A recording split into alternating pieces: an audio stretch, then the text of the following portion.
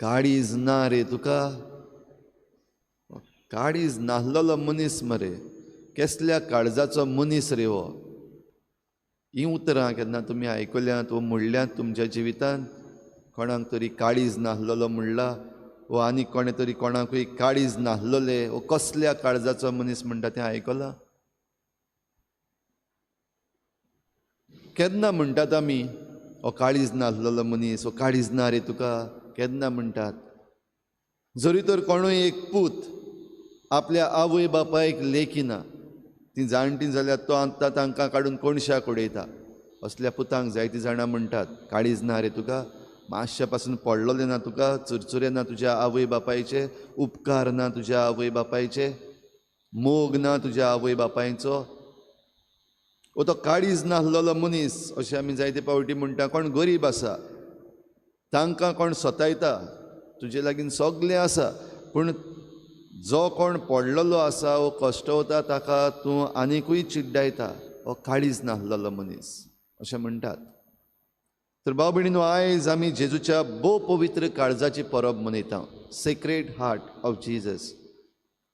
भोव पवित्र, सेक्रेड म्हणल्यार देवीक, देवाक लागता, देवाचें तें. हार्ट, काळीज म्हणल्यार आमी चडसो म्हणटा मोग. काळीज खुणा मोगाची. जाल्यार आमच्यान म्हणपाक जाता आयज जी परब आमी मनयता भोव पवित्र काळजाची परब, ती देवीक मोगाची परब. हो मोग देवाक व्हडलो. हो मोग आमचे सारको न्हय, मनशांचो मोग न्हय. जंय आमकां मेळटा थंयसर आमी पावता, वा आमकां बऱ्याक पडटा थंयसर आमी रावता. आमकां बऱ्याक पडना जाल्यार नाका. काजार जाल्या उपरांत पासून मातशें वयर सकयल जाल्यार म्हाका त्रास जाता, चल डिवोर्स दी. मोग म्हणटा तो हो मनशांचो. जाल्यार देवाचो मोग वेगळे तरेन. आयची वाचपां आमकां ह्या मोगाचें बरें वर्णन करतात. आयचें पयलें वाचप इजेकिएल प्रवाद्याच्या पुस्तकांतलें घेतलां. आनी ह्या पुस्तकांत आयज जें आमी वाचप घेतलां, खुद देव आपूण उलयता. हांव करतलों, हांव सोदून काडटलों, हांव तांकां चोरवाक व्हरतलों, हांव तांकां बऱ्या मार्गार व्हरतलों. हांव म्हणल्यार देव. भाव भयणीनो, आयचो आमचो विशय तो खुशाल जावन तांकां खांदार मारता. आनी सांडल्यात तांकां सोदून काडपाचो हो विशय आमी आयच्या सुरवातेच्या उतरांनी आयकला. म्हणटच हो देवीक मोग आयज कोणाक? हो देवीक मोग दुबाविरीत सगल्यांक जाणी देवाक मानून घेतला तांकां.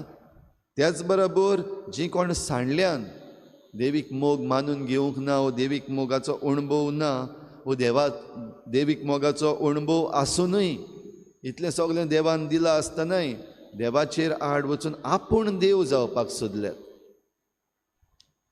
देवान आपल्या प्रवाद्यांक वेळा वेळार काळा काळार आपले परजे पासत पाठयल्यात. जेन्ना देवान पोरजां विचून काडली, इज्रायल पोरजां विचून काडली, कित्याक हे परजेक सोडवण दिवपाक. जेन्ना मनशान पातक केल्लें, देवाचेर आड गेल्लीं, तेन्ना देवाची येवजण जाली, हे परजेक हांव सोडयतलों. आनी सोडयतलो कसो? पयलीं पोरजां घडया.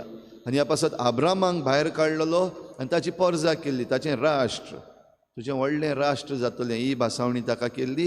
हांव सांगता थंयसर यो, हिंगा राव नाका. तर हें राष्ट्र जें केल्लें तेंय तेच भाशेन हो ही पोरजां जी केल्ली ती चुकताली परतून परतून. आनी देखूनच देव तांकां आपले प्रवादी धाडटालो शिकोवपाक वेळा वेळार, हें सारकें न्हू, मन बदलात, जिवीत बदलात, देवा कडलीं पयस गेल्यात, दुसऱ्या देवांच्या फाटल्यान गेल्यात, परतून येयात. जाल्यार हें सगलें करून देव निमाणो आपुणूच म्हणटा, हांवूच म्हजे परजेक सोडयतलो, हांवूच ह्या सांडलोल्यांक सोदून काडटलो, हांवूच तांकां चोरवाक व्हरतलो. कित्याक देवान धाडलेले ते दोन भाशेन जाल्यात. घडये देवान धाडलेले ते चुकल्यात. म्हणल्यार आतां गवळी जे आसात, आमकां म्हणपाक जाता, याज्ञिकांक म्हणपाक जाता, जायते फावटी चुकल्यात आमचे परजेक सारकी वाट दाखोवपाक. जायते फावटी आमी चुकल्या घडये सारके जे कोण चुकलोले आसात तांकां वयर काडपाक, वो बरे वाटेन तांकां हाडपाक, तांकां निवळ करपाक, फावो त्यो सवलती म्हणल्यार स्पिरिच्युअल सवलती ज्यो आसात, आत्मीक सवलती आसात, त्यो दिवपाक घडये चुकल्यात. जायते पावटी जे देवान धाडलेले मागलेले आसा तांचें जिवीत एके भाशेन पातकी जिवीत जालां, वा दुसऱ्यांक स्कॅन्डल करतलें जालां. आनी जायते जाण जायते पावटी म्हणटा पाद्रींचें माद्रींचें जिवीत पळोवन आमी सोडून गेल्यात, क्रिस्ती धर्म नाका. घडये धाडलेले देवान ते चुकल्यात. वो दुसरी बाजू आसा, देवान धाडलेले आसात तांणी बरे भाशेन सगळें केलां, शिकयल्या लोकांक सांगलां, पूण हे पोरजेन मानून घेवंक ना. कित्याक आपणाक दुखता, म्हाका अशें म्हणलें, म्हाका तशें म्हणलें, म्हाका दुखयलो. आनी देखूनच हे पोरजेन ह्या प्रवाद्यांचेर जांकां देवान धाडलेले तांचेर फातर मारल्यात. आनी देखून खंयचेय वाटेन जावं गवळी चुकलेलो जावं पर्जा चुकलेली जावं, दोनूय वाटेन पर्जा सांडली, लुकसाण हे पर्जेक. आनी ह्या पासत देव खूद म्हणटा हांवूच तांकां सोदून काडटलो. म्हणटच जो कोण जेजूच्या काळजा सारको देवीक काळजा सारको आसा आनी देवीक काळजा सारको वावर करतात, म्हणपाक जाता वय हाचे वरवीं आमकां देवीक मोग मेळटलो. कित्याक आमकां देव आमचे मुखार दिसती पडना. वो देव आमकां सोदूंक येता तेन्ना आमकां आमच्या मतींतल्यान कळना कितें सांगपाक सोदता देव. आमी जायते पावटी मागणे पासून करता, सायबा आमकां दाखय वाट. पूण देव आपूण येवन आमचे मुखार उबो रावन आमकां सांगना, वो आमचे हात धरून आमकां व्हरना ह्या वाटेन यो म्हूण. पूण आपणे विचून काडलेल्यांक त्या त्या वेळार ते भाशेन धाडटा.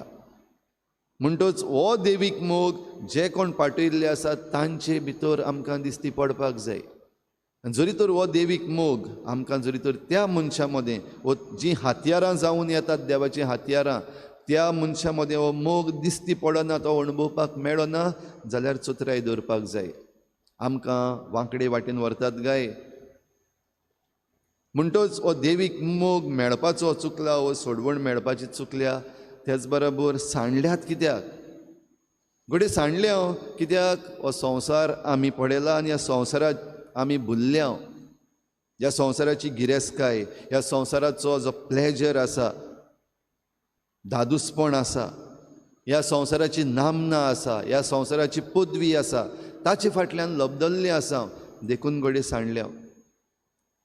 वो जायते पावटी जें कितें आमच्या मुखार दिसती पडटा ताचे विशीं आमी देवीक मनान चिंतप करप ना. गेलो गो विथ द फ्लो, सगळें कोत्तात तूंय कर, गेलो सांडलो. वो जायते पावटी जे कोण आपूण वडील म्हूण मुखार चल्ल्यात, लिडर्स म्हूण मुखार चल्ल्यात, तांणी आमकां वायट वाट दाखयल्या, चुकीची वाट दाखयल्या, ब्रेन वॉश केल्ले आसात आमकां जायते पावटी. आनी ते आमकां जायते पावटी समजना that we are brainwashed. तर असल्या संदर्भान भाव भयणीनो आमी सांडल्या जाल्यार देवाच्यान आमकां सोदूंक जाता. हांवूच म्हजे परजेक सोडयतलो, हांवूच म्हजे परजेक बऱ्या चोरवाक वतलो. कसलो चोरव तो? हो चोरव दिवपाक खूद देव आपूण मनीस जावन आयलो, जेजू देवाचो पूत. हाच्या दुसऱ्या वाचपान आमी आयकता भाग्यून पावलू रोमकारांक चीट बरोवन सांगता.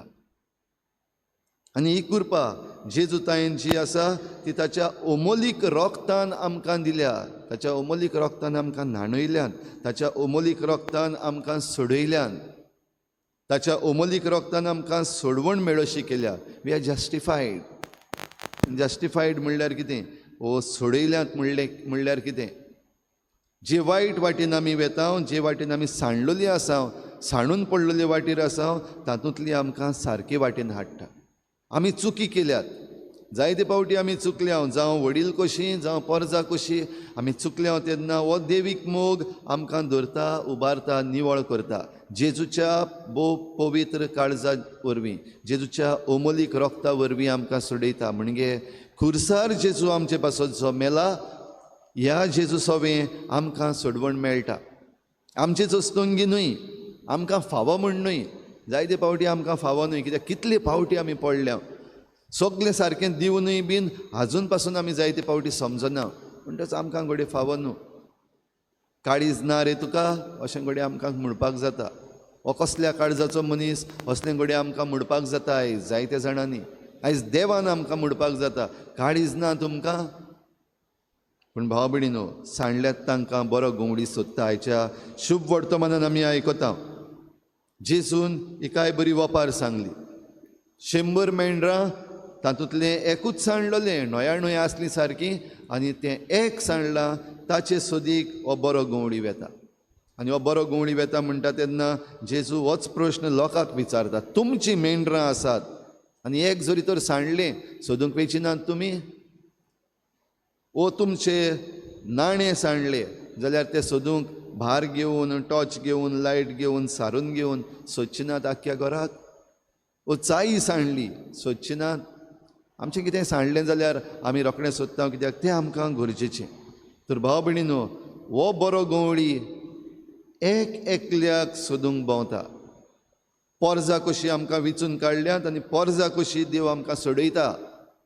एक एकलो कसो सोडयना, आमकां पोरजां कशीं सोडयता. देखूनच बावतिजम घेवन आमी पवित्र सभेन भितर सरता आनी साक्रामेंतांतल्यान आमचें जिवीत वाडयता. एक पोरजां कशीं, एक एकलो सिंगल न्हय. पूण तरी आसतना देवाक आमचें जोण एकल्याचें पडलां. हे पर्जेन भितर आसात ते not just as a group, पूण एक एकलो इंडिविज्युअल जो आसा, आमचें जोण एकल्याचें देवाक पडलां. आमचें जोण एकल्याचें जिवीत देवा मुखार उक्तें आसा. आमचें जोण एकल्याचें कोश्ट, आमचे स्ट्रगल्स जे आसात, जायतीं जाणां आमी पातकाचेर आड झुजता, आमचे प्रयत्न करता, हें सगलें देवाक थावें. देव सगलें जाणा. देव नको म्हणलेलें कांय ना. फकत आमी जायते पावटी समजता आमी चड हुशार. देवाक खबर ना. देवा कडेन आमी लिपयल्ले आसा. त्या पासून कुमसाराक पासून वेता आसतना आमच्यान तें सांगूंक जायना, कित्याक देव नको म्हण आमी समजता. पूण देव जाणा सगलें, आनी आमी खंय सांडलेलीं आसा, खंयच्या झिलकुटान आमी फारोवल्लीं आसा त्या मेंढरा भाशेन, तें देव सारकें बेस बरें जाणा. आनी देखूनच आमकां थंयसरलीं काडपाक तो प्रयत्न करता. जरी तर आमी हे सांडलेले शेळयेचें चिंतलें, पिक्चर जे आमकां दाखयतात तातूंत चडशें तें एक झिलकुटान सांपडलां हें दिश्टी पडटा. त्या झिलकुटान कशे भाशेन ते थंयसर पावले हें चिंतीत जाल्यार हो आनी हिंगा कितकोन पावलो हें जावपाक शकता आमकां आमच्या मनां. पूण ताका तातूंतलो भायर काडटा आसतना घडये त्यो बडयो मोडपाक पडल्यात, वो त्या मेंढराक धरून ओडपाक पडला. आनी अशें करता आसतना दुबाव विरीत ह्या मेंढराक कितेंय तरी वायट जालां, घाय पडल्यात, वो आपुणूच त्या झिलकुटान वता आसतना ह्या मेंढराक घाय पडल्यात. आनी देखूनच इजेकियल प्रवाद्यान आमकां आयज सांगलां ते भाशेन, हांव तांकां पेकयतलो, वो हांव तांचे घाय बांदतलो. म्हणटच आमी सांडल्या तेन्ना जायते तरेचे आमकां घाय पडलेले आसात. आमकां इमोशनल घाय पडलेले आसात, आमकां कुडीचे फिजिकल घाय पडलेले आसात, आमकां मेंटल घाय पडलेले आसात. वेगवेगळे तरेचे घाय जे आमकां पडलेले आसात ते सोडोवपाक आमकां आमचो देव आयला. आनी देखूनच आयज जेजूच्या भोव पवित्र काळजाची परब आमी जेन्ना मनयता तेन्ना आमी देवीक मोगाची परब जरी तर मनयता जाल्यार आमकां भोगसणें आसा. ह्या खातीर आमकां पवित्र मिसाची भेट दिल्या. जेजूचें मांस आनी रगत ह्या आल्ताराचेर आजीर जाता आमचे पासत, आमकां सोडोवचे पासत. तर तातूंत वांटो घेवंक जेन्ना आमी आमची तयारी करता, आमी आमच्या पातकांचें भोगसणें घेता, आमकां आमच्या गायांक ओकोद मेळ्ळें, आमकां पेकोवणी मेळ्ळी, आमकां इलाज मेळ्ळो. जें कितें इजेकियल प्रवाद्या वरवीं देवान सांगलां, हांव ती पेकयतलो, हांव ती बांदून हाडटलो. तर भाव भयणीनो, हें आमी एकामेका पासत करपाक गरज आसा. देव जायते पावटी आमकांच वापरता. तर आमी उदार मनान एकामेकाक सांबाळूंक, एकामेकाक राखूंक, एकामेकाक बोगसूंक, एकामेकाक समजूंक आनी समजावंक आमकां जण एकल्याक आपयल्या. तर आयचे पवित्र मिसाचे भेटेन आमची ही क्रिस्ती जबाबदारी आमी समजून घेवया. आयचे मिसाचे भेटेन आमचो क्रिस्ती आमकां एक ड्युटी दिल्ली आसा ती पाळूंक आमी निचेव करुया. आनी हें करूंक जेजूच्या काळजाचो मोग आमच्या काळजान नासतना आमच्यान जायना. देखून जेजूच्या काळजाचो मोग आमच्या काळजान घेवया आनी आमी देवाची हातयारां जावया.